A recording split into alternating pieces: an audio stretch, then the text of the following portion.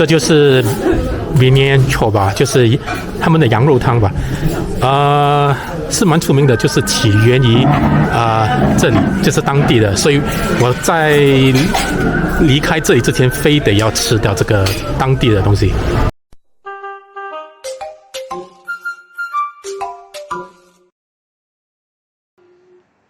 一日之计在于晨这个酒店的早餐是多么好吃，所以早餐的时候是我最开心的时候。吃完早餐后，就慢慢的走向市集里去。它的名字是 Copper Souk， 就是翻译成铜器市场。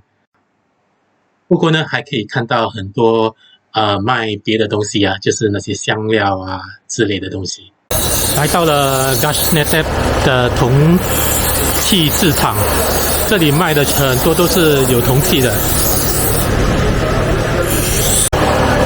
包括有一些传统工艺人士在做他们的手工艺品的加工，真的是林林总总的铜器铁器的东西。该往哪走呢？左边还是右边？这些是我刚刚早上吃过的东西，腌制菜。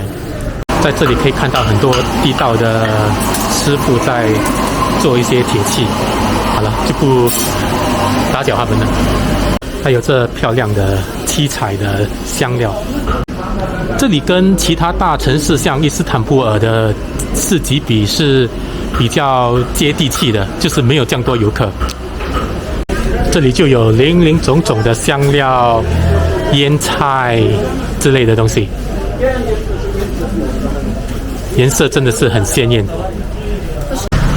市集的嘈杂声，你去酒店做一个 check out， 然后离开这里到下一站。我昨天来到这里，不过这里已经关了。今天非得要吃这个明年秋吧，那这是明年秋吧的样子。基本上我不吃羊肉的，不过为了来体验这个经验，我就来吃就是羊肉就是加米吧，还有参与那些柠檬还有辣椒之类的东西。这家羊肉汤是很好的。这就是结束了我在 Gaziantep 这个路程，我要前往下一站了。吃饱之后，发现整个 Gaziantep 的天气晴朗。我到了一个公共巴士，去到巴士总站，然后从那里买一个巴士车票去下一站乌法。第一次凭自己的努力，而不是那些黄牛党，而买到了票，现在就上车了。这是我的车位。好了，现在到了三里弗的车站。对，最烦人的是就是刚到了一个新城市，就要找我的方向。谢谢。刚刚在巴士车站讲视频的时候，前面有一个小姐，就是跟我同车的，她看到我不懂在纠结什么，结果呢，她就好心的叫她的丈夫载我一程，来到了市中心。虽然说还有2公里还要走，不过已经是很不错了。基本上找到我的旅社了，就是这里。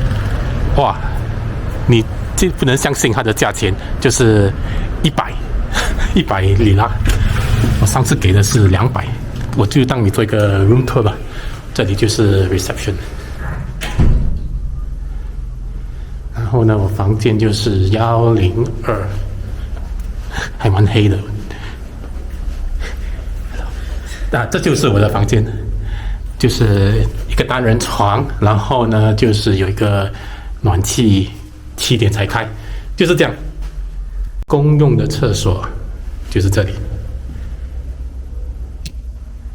按了入住，我就到处走走，去寻找我的晚餐。